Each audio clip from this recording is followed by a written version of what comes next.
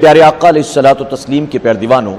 جب بھی کوئی مبارک شب آتی ہے، مثلا شب معراج ہے، شب برات ہے، شب قدر ہے، تو ہماری قوم کے نوجوانوں کو دیکھا گیا کہ پوری رات وہ آوارہ گردی کرتے ہیں، بائک لے کر دوست احباب کے ساتھ یہاں وہاں بھٹک رہے۔ ایسا لگتا ہے کہ یہ رات عبادت کے لیے نہیں ہے بلکہ یہ رات آوارہ گردی کرنے کے لیے ہے، اور صرف ہم آوارہ گردی کر کے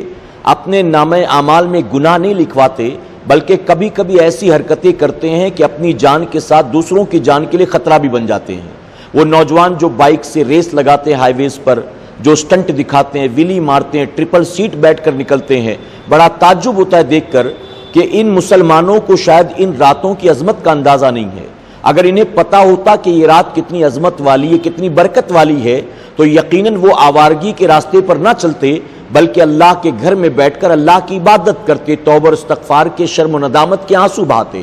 میرے پیارے آقا علیہ الصلوۃ والتسلیم کے پیردیوانوں، آپ نے علماء اکرام سے یہ تو سنا ہوگا کبھی نہ کبھی کہ یہ رات اہم فیصلوں کی رات ہے۔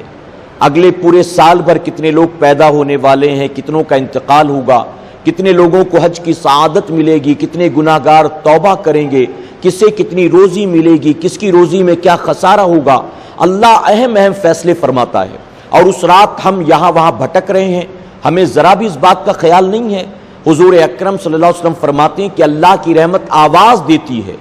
کوئی مجھ سے روزی طلب کرنے والا، ہے کوئی مجھ سے مغفرت طلب کرنے والا، ہے کوئی مجھ سے جنت طلب کرنے والا۔ ایسے میں ہم یہاں وہاں آوارہ گردی کر کے گویا یہ بتاتے ہیں معاذ اللہ کہ مولا وہ کوئی اور ہوگا جنہیں تیری رحمت کی ضرورت ہوگی، وہ کوئی اور ہوگا جنہیں تیری جنت کی ضرورت ہوگی، وہ کوئی اور ہوگا جو گناہوں پر توبہ کرنا چاہتا ہوگا۔ ہم تو نفس پرست لوگ ہیں، ہم تو آوارہ لوگ ہیں، ہم تو جوانی کے نشے میں چور ہیں، ہمیں اس رات کی کیا پرواہ، ہم تو اس رات بھی آوارہ گردی کریں گے تمام راتوں کی طرح۔ میرے پیارے آقا علیہ الصلوۃ والتسلیم کے پیردیوانوں، کیا کبھی ہمارے نوجوانوں کے دل دماغ میں یہ خیال ایک لمحے کے لیے بھی نہیں آتا کہ یہ رات ہمیں مل گئی ہے، اگلے سال ملے گی، کیا اس کی کوئی گارنٹی ہے؟ اگر اللہ تبارک تعالیٰ نے پچھلے سال یہ رات دی تھی اور اس سال بھی مل گئی تو یہ اللہ کا کتنا بڑا کرم اور احسان ہے۔ ذرا یاد کرو ان لوگوں کو جو پچھلے سال ہمارے ساتھ اس رات میں تھے اور اس رات کے آنے سے پہلے وہ دنیا سے رخصت ہو چکے۔ آپ کے اپنے خاندان والے، آپ کے اپنے پڑوس میں رہنے والے، آپ کے اپنے علاقے میں، آپ کے اپنے گھر والے کتنے ایسے ہوں گے جنہیں آپ جانتے ہیں کہ پچھلے سال وہ شب برات میں تھے، اس سال وہ نہیں ہے، اگلے سال آپ ہوں گے، کیا اس بات کی کوئی گارنٹی ہے؟ اگر آپ کا دل کہتا ہے کہ اس بات کی کوئی گارنٹی نہیں ہے تو اس رات کو ضائع مت کرو، توبہ کر لو اللہ کی بارگاہ میں، شرم و ندامت کے آنسو بہاؤ۔ ضرورت نہیں ہے کہ اس رات میں آپ نکلو آوارہ گردی کرو، چوک چوراہوں گلی کوچوں پر وہاں چائے اچھی ملتی ہے، وہاں کا فرائیڈ رائس اچھا ہوتا ہے، وہاں کا نوڈلز اچھا ہے، وہاں کا لالی پاپ اچھا ہے، معاذ اللہ پوری رات یہ سب کچھ کرنا۔ میں ان ساتھیوں سے بھی کہوں گا، ان نوجوانوں سے بھی کہوں گا جو رات بازار گلی کوچوں میں نہیں بھٹکتے بلکہ درگاہ شریف پر جاتے ہیں کہ اس درگاہ شریف پر جانا، پھر اس درگاہ شریف پر جانا۔ میں منع نہیں کرتا، لیکن میں کہتا ہوں سال میں باقی تمام راتیں جو ہیں ان راتوں میں آپ یہ کر سکتے ہو۔ کم سے کم اس رات میں آپ اپنے گھر کے قریب مسجد میں چلے جائیں یا اپنے علاقے کی کسی مسجد میں چلے جائیں، جامع مسجد میں چلے جائیں، آپ کی آبادی میں کوئی درگاہ شریف موجود ہو وہاں چلے جائیں، وہاں جا کر پوری رات عبادت کریں۔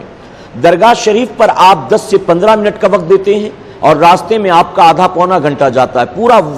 پورے رات کا کیلکولیشن کریں تو پتہ چلے گا مزارات اولیاء پر 1 گھنٹہ خرچ ہوا آپ کا، اور اس کے علاوہ راستے میں چلنے پھرنے میں آپ کا وقت اس سے زیادہ۔ اسی طرح آپ جانتے ہیں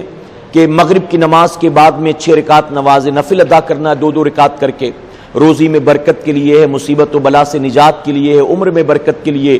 اور اسی کے ساتھ کسی کا محتاج نہ بنائے اللہ تبارک تعالیٰ، اس کے لیے تو مختلف نیت سے 6 رکعت نماز پڑھنا ہے، آپ اس کے لیے پابندی کریں، اس کی تیاری کریں، اپنے دوست احباب کو دعوت دیں۔ اسی کے ساتھ ساتھ آپ نے یہ بھی سنا ہوگا کہ اس رات جو 7 بیری کے پتے پانی میں جوش دے کر اس سے غسل کرے، اگلے شب برات تک اس پر جادو ٹونے کا کوئی اثر نہیں ہوگا، ٹونے ٹوٹکے کا اثر نہیں ہوگا۔ اس رات جو سنت کے مطابق سرما لگائے، یعنی نیت زینت کی نہ ہو بلکہ آقا کی سنت کی ہو، اگلے پورے سال بھر تک کے لیے اس کی آنکھیں ہر طرح کی بیماری سے محفوظ ہو جائیں گی۔ جو سر میں تیل لگائے اس کی فضیلت، اس کے حوالے سے کوئی حدیث مبارکہ تو نہیں ہے لیکن یہ صوفیہ کا عمل ہے، تو کتنا بہتر ہے کہ ہم یہ ساری چیزیں کریں۔ ہم تیار ہوں، غسل کریں، مسجد میں نماز عشاء کے بعد کوئی پروگرام ہوتا ہے اس کے اندر شریک ہوں، علماء کی تقریر سنیں، مبلغین کے ساتھ اٹھے بیٹھیں، آوارہ گردوں کے ساتھ نہ جائیں، آوارہ گردی نہ کریں، اپنی رات کو ضائع نہ کریں۔ اس بات کا خیال رکھیں کہ اس رات جو ہے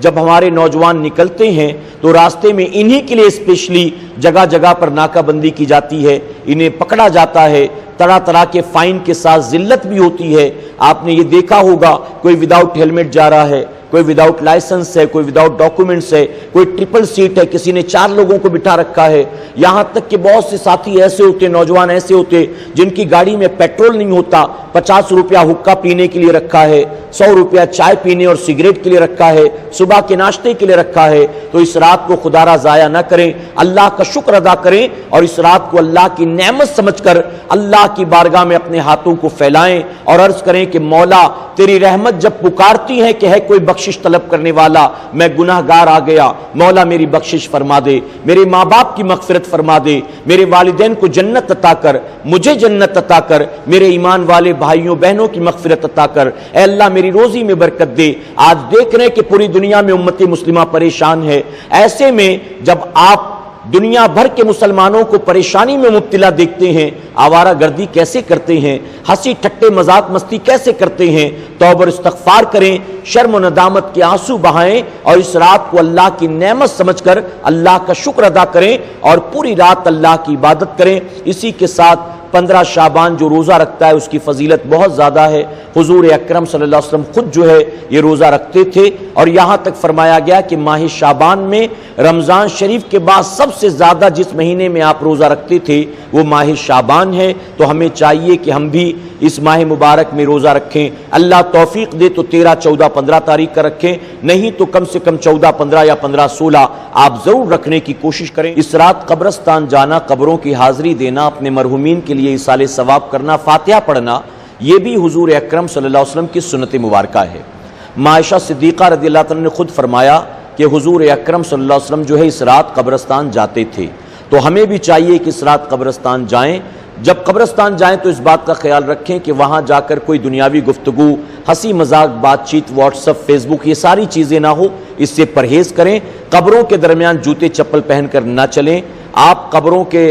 اوپر جو ہے اگربتی وغیرہ نہ لگائیں، ہری پتیاں، پھول وغیرہ لے جائیں، قبروں پر ڈالیں۔ حدیث مبارکہ میں آتا ہے کہ جب تک وہ چیزیں ہری رہیں گی، تر رہیں گی، اللہ کا ذکر کریں گی، اور جب تک اللہ کا ذکر کریں گی اللہ قبر والے کے عذاب میں کمی فرمائے گا۔ تو قبرستان ضرور جائیں، آوارہ گردی سے اپنے آپ کو بچائیں۔